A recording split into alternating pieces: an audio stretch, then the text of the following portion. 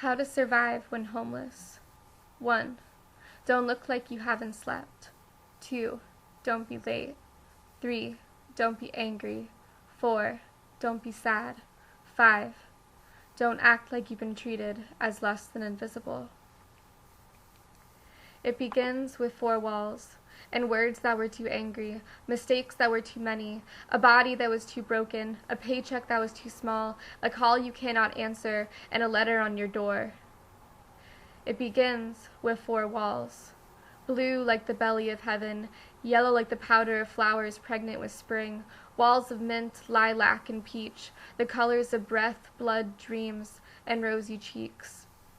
It begins with the floor, a canvas of carpet, threaded paint pressed with the bodies of sleeping dogs, mixed and blended with the collage of steps and movements, and brought to life with dabs of morning coffee. It begins with the roof, a landing for Santa's sleigh, with alarm clocks in the morning and water pots boiling, with meals never eaten at the dinner table and clothes always folded away.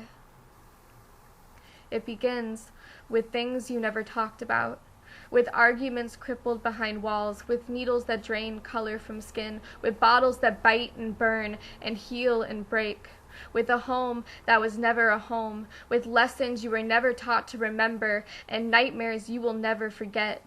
It begins with doors closing beside ones that were never open, with desires for freedom that made sense in a world that made none. It begins with fear, with the realization that the same world that declared you unable to care for yourself has simultaneously forgotten and has chosen to leave you on your own.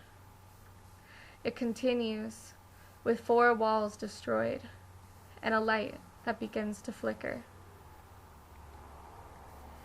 It continues with flat sand and gray water.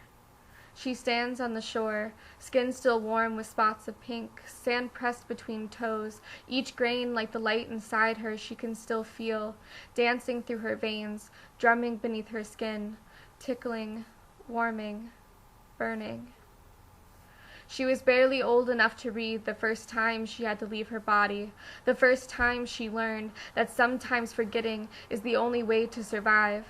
Her body had been taken, broken, and forsaken, so she left, went to a world that could only be described as heaven. She had left the structure of her body, left the structure of this world, the world that had already failed her so terribly, so wholly, and once she had left, she was never really able to return, never quite able to figure out how to fit back in, or if she wanted to. Now, each year, each day, each breath, is like a dream she cannot fully remember. Her memories like islands in a fog that she can't find her way through. What she can remember is her heaven, the trees, their loose branches and leaves, drooping, swaying, soft, calming. She can remember the happiness she felt on Christmas Day mornings. She can remember the love of her mother's hands and how they tried to heal her. Everything else is dark. Where he stands, there is only darkness and the suffocation of too many trees. Where he stands, the canopy is too thick to see the sky, the trees too dense to see an end. Where he stands, he knows only the direction from which he came, but knows not where to go, only that he can't go back. Where he stands, there is only the sickness that comes from too much spinning, looking for light, only the panic that comes when you know that madness is the result of too much darkness. What is left of 4 walls when they are made to disappear? Closets transformed into plastic bags tied tight around wrists. How much can you fit? How much can you carry? Wall calendars transformed into cards, laid out like clues to a treasure map that must be put together just right. Kitchens transformed into cafeterias of charity, as pantries stocked with midnight snacks become peanut butter crackers stored in pockets, and counters stained with syrup from weekend breakfast become tables stacked with bread that the bakeries couldn't sell. And bedrooms, once the place you could go to escape the world, are transformed into a place to be reminded that the rest of the world has closed their door on you. He is running because there is no other option other than waiting to die. But trees, like pitiless guards, stand firmly in his way, his bones breaking every time he runs into their trunks, and every time his bones break, he begins to think, I can't run anymore. And every time the straitjacket of leaves, trunks, and darkness that binds him breaks open, he sees a hint of sun, like light through a keyhole. And every time he runs towards it, every time hoping that he's finally reached the end, only to find trees standing guard on the other side, and every time he convinces himself to plunge back into darkness, he can feel them smiling, hear them laughing, because they know they fooled him again. Exhaling, the sea encircles her ankles. She digs her heels into the sand in one last attempt to find solid ground, but the bits and pieces fall away with the water. Behind her are the rooftops and living rooms, the grocery stores and neighborhood parks, the parts of the world she hadn't known were privileges, like keys to your parents' car or VIP tickets. And between her and the game of life stands a cold metal fence, no key in her hand and no clear recollection of why she ended up on the other side. Funny, there are so many ways out, yet so few back in. She looks back to the world, and all its structure that never supported her, the streets that never connected, the buildings that never welcomed, the doors that never opened. She looks down to her feet, and to the sand that keeps falling away. She looks out to the ocean, to the open water, to the rhythm, the sound, that she can only describe as freedom. She takes one foot and dips it into the water, as the ocean's next breath comes in, stronger and deeper, pulling, tugging at her gently. There is something about being homeless that pulls you in. When you go through the garbage that comes with it, there are things about you that change. You do things you never thought you would. It becomes a habit, a routine. There's nothing about it that is comfortable, yet everything about it holds you in. It comes when you cease to be seen, when you have no other choice but to stand on a corner, sign in your hand, pretending not to notice as 100 cars pass you by and 100 people go above and beyond to show you that they somehow couldn't see you, that they somehow couldn't hear you, and you can't help but look down to reassure yourself you're still there as 100 people look over you, past you, through you, anything but at you, who is less than a buy one get one half off deal at Macy's, panhandling, a crash course in the art of advertising. Maybe if you tell a joke, they'll give you an extra $1. It comes with shame. With the shame that grows like an ulcer in your stomach when you have to think twice about opening your arms for a hug or curling up tight beneath the covers with a lover because the last time you showered was 3 weeks ago and you didn't even have a bar of soap. The shame that comes when you have to pause at the question on the application, what is your current address, and wonder if they're less likely to throw it away if you put not applicable. The shame that comes when you have to squat in an alley because the city has decided it's unsafe to keep public restrooms open, when business owners put up gates around their stores paying hundreds of dollars just to keep you out. The shame that grows when you walk 10 miles to work every morning, feet swelling, eyes drifting, and have to wait for the other workers to leave the locker room so nobody sees you put your camping bag in your locker. It comes with the mud that keeps your boots sticking to the ground, with the warm cloak of a drink, a puncture through skin that allows you to disappear, take a break from the pain, and to be okay. It comes with the rain and the sound of all the others around you who have long since forgotten, who were never allowed the chance to know, that they have skin that blushes and burns, that cracks and heals, that they have voices that quiver and laugh, and hands that are warmer when they are held. How to help ensure that homelessness continues. 1. Keep telling yourself it could never happen to you. 2. Keep telling yourself it's their fault, nothing but the result of their choices, their actions. 3. Keep spending time trying to separate the deserving from the undeserving. 4. Keep trying to force people to change. 5. Keep believing that the solutions are too complicated, too costly. 6. Keep turning away. Keep closing your eyes, your ears, and allowing millions of people to be rendered invisible. It continues with the light inside of her finally goes out. It continues with a wave, and this strange sound-pounding silence that swells beneath the ocean's surface. Her skin is numb, her body empty, and the only pulse she can feel is of that belonging to the ocean. She imagines slipping beneath its surface, letting the water and the sand fill her body up until it's no longer empty. She imagines returning to her heaven for good, being free from the structure of her body, from the structure of this world that never once offered her security without simultaneously threatening to take it away, this world that has never once given her support without tying it to 1,000 strings, this world that has always demanded that she change without once really listening to why she can't, without once really looking at itself and considering maybe it should be the one changing for her.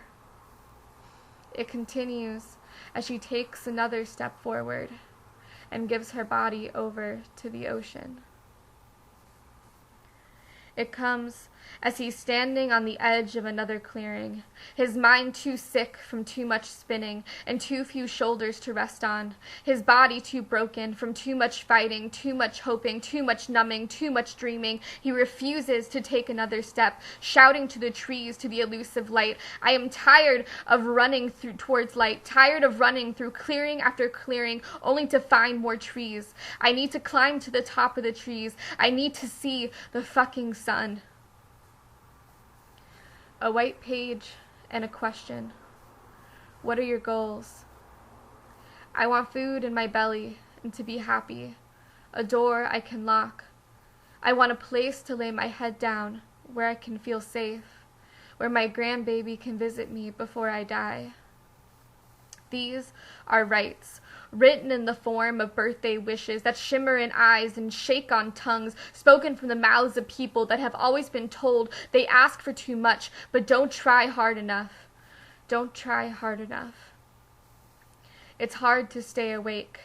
Eyes drifting, pupils shifting, irises the shades of shadows, lingering on lines of limbo, backs bent beneath the weight of backpacks carried all day, bodies sinking into the steps of a soaring church, waiting beneath the spotlight of the Salvation Army, waiting to see if tonight their name will be pulled from the can, so maybe they can finally get some sleep because they're exhausted from not working hard.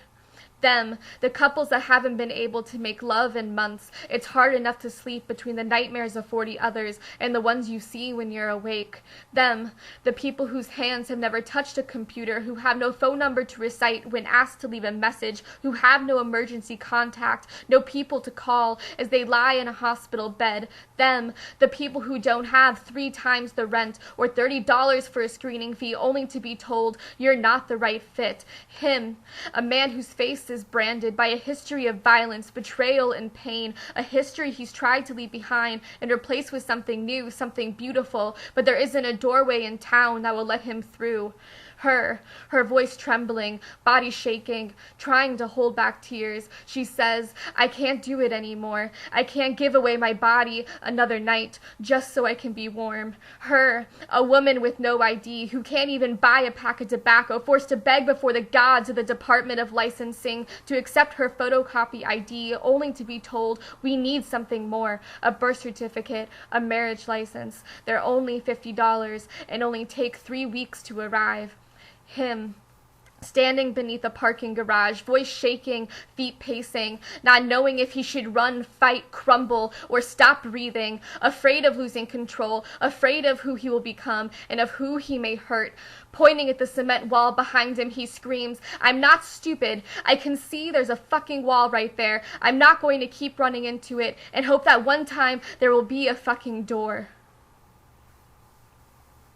It ends when she stops and opens her eyes, and for a brief moment, all around her are lights. Stars fading, bursting, tumbling, colliding, lost together and against, fighting, flowing, and falling. It ends when she closes her eyes and lets the current pull her under. He says he believes there's something better out there, but not here. He says he believes in souls or spirits, something that leaves your body when you die. He says maybe what comes next is better than this, or maybe what comes next is worse, but maybe after that it's better, or after that, or after that. He says maybe it will take 1,000 years before he finds that something better, but eventually he will. And then, maybe then, he'll know what it's like to be happy again. And in his hand is held a list. How to survive when homeless. 1. Don't look like you haven't slept. 2. Don't be late. 3. Don't be angry. 4. Don't be sad. 5. Don't act like you've been treated as less than invisible. 6. Act like someone who has a place to lay their head down, a door they can lock, and a place for their grandbaby to visit them.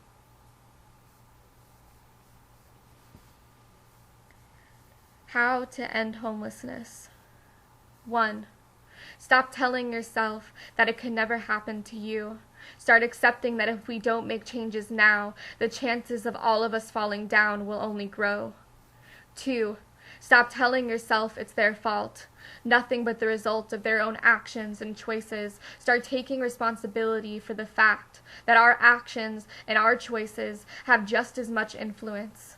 We can act to make change. We can choose to end this. 3. Stop thinking in terms of us and them. Start realizing that there is only us and we. We are all a part of this world, and every one of us is a part of this community. 4. Stop wasting time trying to separate the deserving from the undeserving. Start helping to make this a world where housing, safety, support, and the opportunity to do more than just survive are truly no longer privileges, but rights that everyone deserves to have. 5. Stop trying to force people to change. Start remembering that everyone has a path of their own, and that it's our differences as well as our similarities that make us all so beautiful. 6. Stop believing that the solutions are too complicated. The solution to homelessness is homes. Homes that are affordable, accessible, supportive, and safe. The solution to how to make this happen is to come together and refuse to be divided. 7. Stop believing that the solutions are too costly. There should be no cost too high when it comes to each other's safety, each other's happiness.